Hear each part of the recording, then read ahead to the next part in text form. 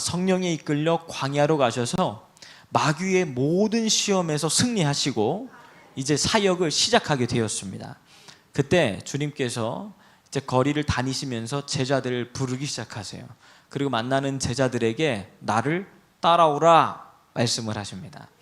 여러분, 주님께서 우리에게 너 한번 나를 따라오지 않겠니? 라고 물을 때 여러분 즉각적으로 순종하시기를 바랍니다.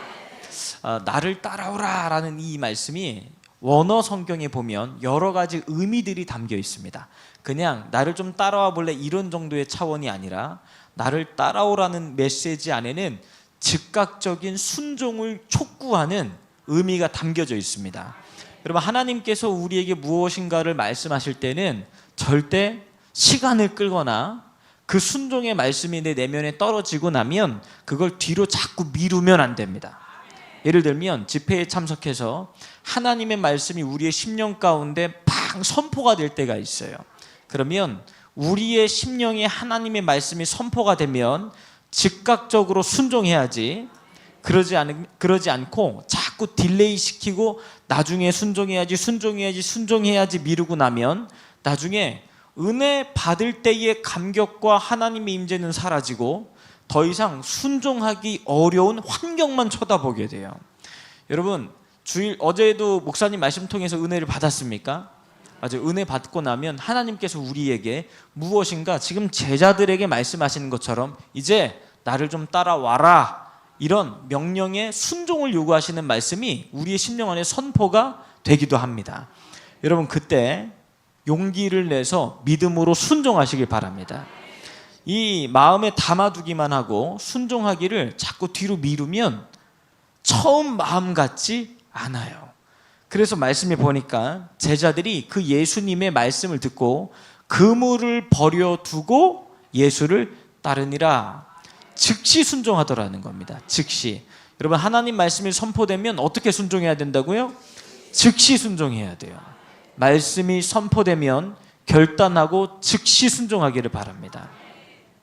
또 예수님께서 따라오라고 말씀하실 때에 또 이 안에는 이런 의미가 담겨 있습니다. 그냥 나랑 같이, 내가 지금 어떤 길을 갈 건데 나랑 같이 이 길을 좀 가지 않겠니? 이런 정도 차원의 이야기가 아니라 나를 따르려면 이전에 살던 너의 인생을 버리지 않고는 나를 따라올 수 없는데 나를 한번 따라볼래? 라고 말씀하시자 제자들이 진짜 자신의 삶에 가장 중요한 영역, 먹고 사는 문제를 버려두고 예수님을 쫓아가기 시작을 합니다.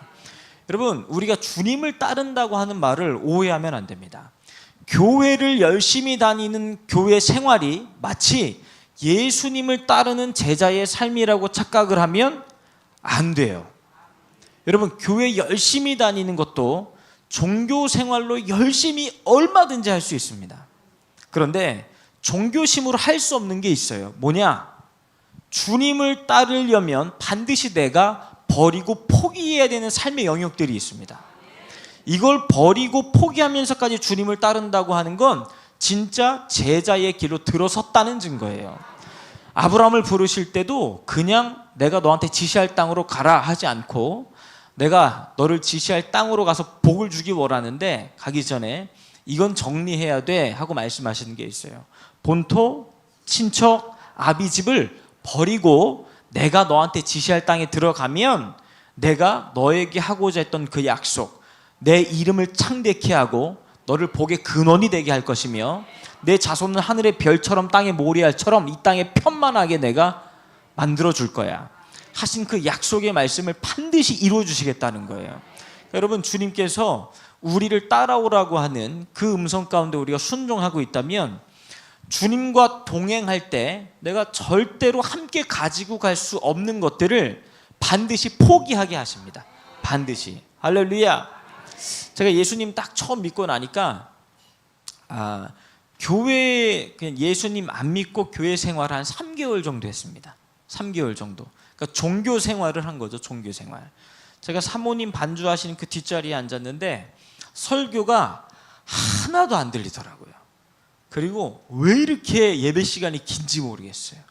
그러니까 가만히 앉아 있는데 설교 말씀은 안 들리고 예배 시간은 길고 얼마나 힘들었는지 버티려고 주보를 막 달달달 외우기 시작을 하고, 졸기라도 하면 제 옆에 구역장님이 제 허벅지를 막 꼬집으세요. 이렇게 목사님 쳐다봐야 돼, 목사님 쳐다봐야 돼. 졸지도 못하고 주보는 벌써 3번이나 읽었지, 이거 어떻게 해야 되나 이러고 있는데 3개월쯤 지나가는 어느 날 이 구역장님이 이렇게 말씀하시더라고요. 저녁 예배 한번 나와보지 않을래? 라고 했는데 제가 나갈게요 라고 말만 하고 한 달 동안 나가지 않았습니다. 그러다가 한 달쯤 되니까 너 왜 나온다고 하고 안 나오냐? 라고 하면서 약간 서운하다는 듯이 얘기를 하시더라고요. 제가 인간적으로 미안해서 저녁 예배 참석을 했다가 그날 은혜를 받았는데 참 특이하게도 태어나서 처음으로 기도라는 걸 해보게 됐습니다. 왜 그랬냐면 주여 삼창하고 기도하겠습니다 라고 하는데 저 혼자 기도를 못하는 거예요. 모든 사람들이 주여 부르시더니 눈물을 톡톡톡 흘리고 그렇게 세상 진지하게 자신들의 마음을 쓸어 담아서 기도하는 걸 나는 처음 봤습니다. 그러니까 하나님이라는 분이 살아계시면 여기 계신 분들이 진짜고 미친 게 아니라 진짜 정상이고 내가 미친 거구나. 이게 하나님이 안 계시면 다 미친 사람들이고 나만 정상이겠거니. 근데 아무리 생각해도 하나님이 살아계신 것 같은 거예요. 이 많은 분들이 집단적으로 미쳤을 리는 없고 그래서 난생 처음으로 눈을 감고 기도라는 걸 해봤습니다. 그런데 그때 사모님께서 하시는 이 반주가 제 마음속에 머리로 들리지 않고 그날은 마음에서 막 울리기 시작하더라고요.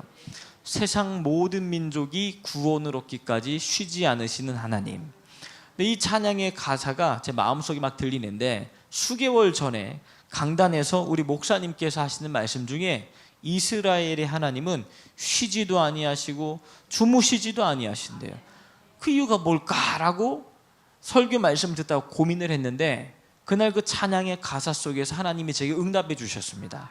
하나님이 쉬지 않는 이유는 너의 영혼이 지옥 갈까 봐 구원하시려고 오늘도 그분은 쉬지 않고 너를 위해 달려오고 계신단다.